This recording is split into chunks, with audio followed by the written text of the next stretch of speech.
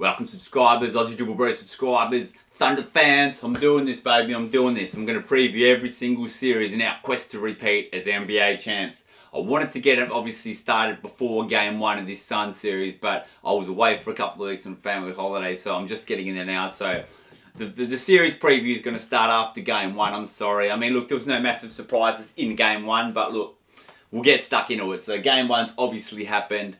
I'm going to pretend it hasn't and say what I would have said. But I believe going into the series, I was looking at maybe a 4-1. Look, Phoenix had a great year. They weren't supposed to be anywhere near playoff ready. They moved on from Kevin Durant.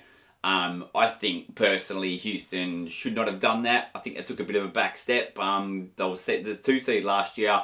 They put so much hope on Durant's clutch play and leadership and whatever. And it remains to be seen what happens in the playoffs. They're facing a 0-1 hole. Durant didn't play game one. He's questionable for game two of that Rockets-Lakers series. So who's that going to pay off? I don't know. Anyway, this is about the Suns. Look, they had a great season. They won their way through in the play-in. Disappointed they lost to their first playing game to the Blazers. But look, they're backed up. They beat the aging and ailing Warriors. And look, they're the number 8 seed. Didn't get much of a reward. They get to play the defending champs. Look, I thought this was going to be kind of a bit of an overmatch personally going in, and I was thinking maybe 4-1. Surely Devin Booker's going to get hot one of those home games and, have a big eruption and lead him to one win. But look, I wouldn't be surprised if it's a Thunder sweep. I'd be obviously a Thunder fan. I'd be very happy with the sweep. Love to put him to bed and just get out of this series unscathed. But look, I'm thinking probably a 4-1, a gentleman's sweep. They're overmatched. Look, they don't have the size inside. They don't have the depth, man. Our depth is out of Thunder. I'll keep saying our, but our depth is out of control, man. We go 12 deep, and you got four bench players that are starters on most teams, man. And in AJ Mitchell or Isaiah Joe, our bench is just crazy, man. Like they're absolutely overmatched depth wise, size wise, superstar wise. Ball handling, we got multiple ball handling threats. They've only really got Devin Booker, Brooks. Is Brooks really a triple threat? Like, he can get to the hole, but he's not really. He's not your J-Dub. He's not as dynamic. They just don't have the options across the board. So look, I'm making my after game one prediction of a 4-1. I'll still go with 4-1. I think Booker's going to get hot in one game. All right, he has to get hot in one game. I don't want him to. Let's face it. But we've got multiple perimeter defenders to maintain him and keep him and Dylan Brooks down. We just can keep throwing them at your way. We got Wallace, Dort, Caruso. They're just all elite defenders, man. Like, and SGA, the league MVP, and probably going to go back-to-back MVP. He's an elite defender himself. Our perimeter defense is just ridiculous. And then you got iHeart and Chet waiting inside. iHeart with a bit of the muscle and Chet with the shot blocking and what like that. And Jay Will coming off the bench, elite defense. I don't know, man. I'm good on the Suns. They made the playoffs. I don't believe they're getting a whole lot. They're going to get a whole lot of traction in this series. So I'm saying 4-1 early on. And before I get to quickly game one analysis, I'm going to go back going to post a video after every single game and preview the next game, and I'm going to summarise what happened in the previous game and then preview the next game. So before I summarise game one, I'm just going to quickly go across the board, and I'll stick to the Western Conference. Nuggets and T-Wolves. I just finished watching game 2, man. That's going to be a hell of a series. I've got to tell you what, if the Denver Nuggets are the 2026 NBA champions, man, they would have earned it, man. They're going to have to beat the Wolves, the Spurs, likely the Thunder, and potentially the Celtics in the finals. Like, if that Thunder wins the title this year, if them Nuggets win the title this year, I'll bow and I'll say hats off to them, unless it's a complete robbery when we meet them in the conference finals. But they would have earned it, man, if they get past those first 4 teams. Mate, that first round series is going to be dynamite. Rockets are down 0-1 to the Lakers. I'm not sure what's going on in that series, man. I would have said, look, full healthy, I would have said Lakers probably in 7, but you're going in with Luka and Austin Reeves not playing, and their status is completely in doubt. We don't even know when they're coming back, if at all. Durant didn't play game 1. He's questionable for game 2. What is this going to be? The series of whoever wants to actually maybe make it on the court? No offense to their injuries, obviously they're injuries, but there's neither team are full strength. If they were both full strength, I'd probably say Lakers just a star power. Houston might have a little bit more depth. I don't know. That would have been a great series. It's a shame. You want to have your healthy players ready to go for the playoffs, and they need the team to do so. Let's see what happens. We're gonna probably come across, maybe, who knows? It could be Lakers, could be Houston. We're gonna take one of those guys. I still think we're going to be very much overmatching whoever we come up against, and I don't see it being a big long series beyond sort of 4-2. 4-2 would be the max that second round would stretch to. I think the Spurs are just going to have their way with the Blazers. I don't see that being close. T-Wolves and Nuggets is very fascinating, man. What's going to happen there? That could go either way, man, honestly. Yeah, you really don't know. They match up so well with each other. They're so close. You'd think the Nuggets have got too much, but T-Wolves have beaten them before in the playoffs. Actually dethroned them, didn't they? So who knows, man? Who knows what's going to happen there? And that could very well go 7. And that's going to set up tantalising second round matchup with the Spurs over there.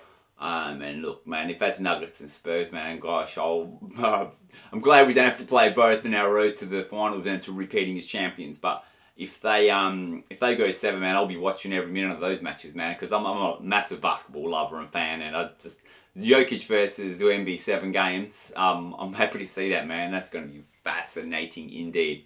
All right, so that's my tips for the first round.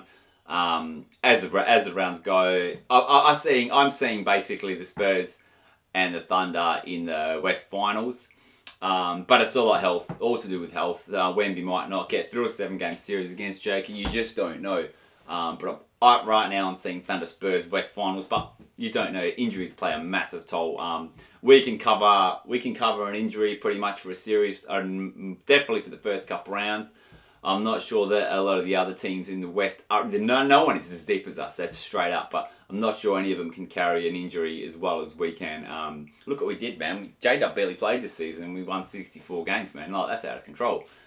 Anyway, let's go back. So Thunder Suns game 1. From the get-go, it was it wasn't really overly competitive.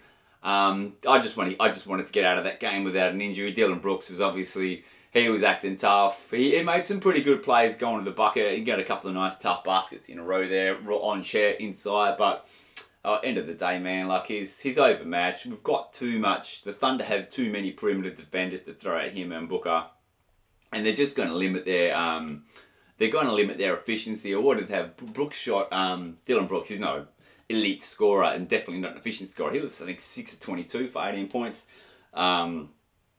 Devin Booker he had 23, I think he was 8 of 16 or 17 or something like that. It wasn't typically overly efficient. But then your next highest scorer was 9 points, I think it was. Oh no, sorry. Jalen Green had 17. He didn't shoot overly well from the field. He's like a 6 of 15, 6 to 16, something along those lines. So he needs to lift. If you wanna pitch a game or two being the Suns, you really need Jalen Green to be dropping 25 plus. He had a big series, a big play-in, against the Warriors. He was throwing some fire, dropping some threes, and he was getting to the bucket. He actually watched that playing game, and he was excellent. He both very dynamic. He didn't settle for the 3. He was going to the cup. He was smoking anyone that was coming near him. So he's definitely X factor in the series. But look, we just to see too many perimeter defenders to throw at those guys, and then if they do happen to penetrate, get anywhere near the paint, we've got a triple-headed monster with Jay Will, Chet and Isaiah Hartenstein in there, man, just waiting to disrupt them inside, drawing charges, blocking shots. So look, I think it's going to be more of the same. After Green, I think the next, and there was mostly trash points as well, but there was Colin Gillespie had 8 or 9, and then Fleming had similar 8 or 9 as well. The very, very limited depth. You look at us, SJ had a mongrel from the field. He was 5 of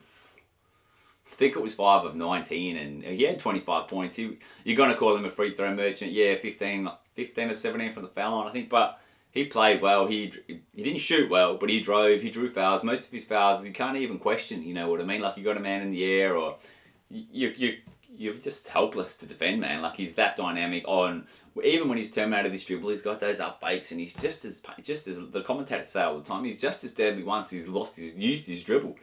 Because he's got that many up fakes and that many moves. His bag of tricks is just endless. He's such a dynamic offensive player. His passing was good. And you want to talk about passing, look at my boy J-Dub, man. He was looking like he was having fun out there, man. That no-look pass he threw to Kason Wallace when he was pretty much looking away the last couple of dribbles, and then just before Kason even finished, he was just smiling and celebrating already. He was having fun out there, man. He had a great game. I think he had 8 assists or 7 assists and 6 or 7 rebounds. He had a really solid game. Didn't really need to do too much. No one really had to exert themselves, extend themselves, which is what we want from this series. We want to get out unscathed, no injuries, no one having to play log 40 minutes.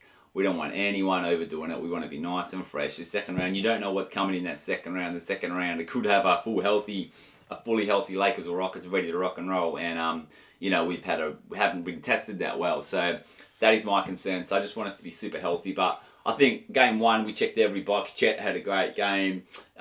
We had multiple scored players with 8 and 9 points. Isaiah Joey, AJ Mitchell, Isaiah Hartenstein. They all kind of had just under double figures. So it was a very good all-round game. Very good team defensive game. We controlled the ball well. Our defense was swarming at times when it needed to be. And I think we're ready to go. And I believe this is probably just about the first time all season we've got everyone healthy, and you couldn't have timed it any better. And J-Dub's that killer for me, the X Factor. He's my favourite player in the NBA, J-Dub. And he looks to be looking very healthy. He looks happy as Larry. And if he's able to just swing on in and roll to 20 points, 7 and 7, have a overall floor game play, elite defense, if he can do that every game and contribute anywhere between 15 and 25 points and go 6 and 7, whatever it is across the board, play great D, you're doing well, man. That's your second best player. Do everything. Scottie Pippen 2.0. I said that many, many years ago before all these Scottie Pippen comparisons came out. He's had a down year, but it was, man, he's copped so much flack. And even the Thunder, a lot of the Thunder faithful, he's giving him flack for his poor shooting. You had your bloody shooting hand operated on a torn ligament in your shooting hand, man. You're not going to come back from that and go to an all-NBA and all defensive levels just like that, eh? And then he's had a couple of niggling hamstring injuries coming back from that, so it's been very interrupted. No preseason, obviously. He sacrificed, man. He took shots in his hand every single playoff game last year in that quest for the championship, man. We don't win a title without his games, man. Like, he had clutch performance after clutch performance, and even he had some down shooting games. He still played elite defense, man, against some serious scorers in last year's playoffs. Big part of our championship run. We are not champions without what he did. So I think he's back to 100%, and a lot of people have forgotten just how good he is on both sides of the ball. He's a top 5 two-way player in the NBA for me. SGA's in the top 5 two-way player in the NBA as well, man. You got 2 top 5 two-way players in the league. That makes you pretty bloody dynamic on both ends of the floor. There's no vacations on defense. You got SGA blocking shots, blocking power forwards and center shots. You got J-Dub swiping inside and acting. They're just blocking shots. They're just ball hawks in the perimeter, and they can stand up inside, rebounding and blocking shots and challenging shots. That's some serious big boy, strong guards. Tough, man. Tough when you got two-way players like that. Anyway, everyone's forgotten how good J-Dub is, trust me, and he's going to explode in these playoffs. He's going to be fresh, and he's healthy now. So, look, I'm looking for a 4-1. Prefer a 4-0 sweep, but I'm looking for a 4-1 result in the first round here, and we'll move on. Game 1, like I said, pretty one-sided. Depth and size, massive issues.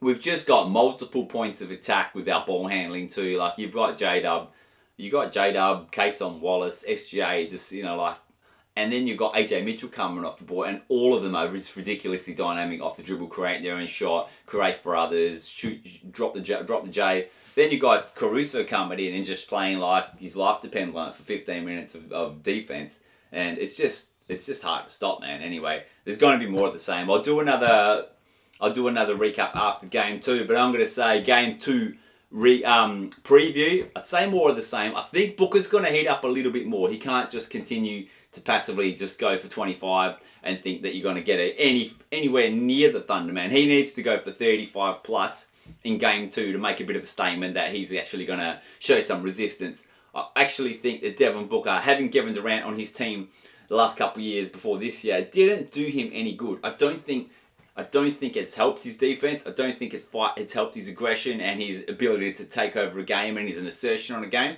I actually think Devin Booker's taken a step backwards since having Durant as a teammate, and it's affected his overall play. And I used to like Devin Booker. I mean, I don't love him, don't hate him, but I think he's got a lot less fight in him now. And if he doesn't come around and show that in game 2 and even going on home game 3, then the Suns might as well flush it down the toilet and wave the white flag and say goodbye. He needs to stand up as a leader, and he needs to bring in Jalen Green and Dylan Brooks. Look, he played well defensively. He played tough. He's going to assert himself.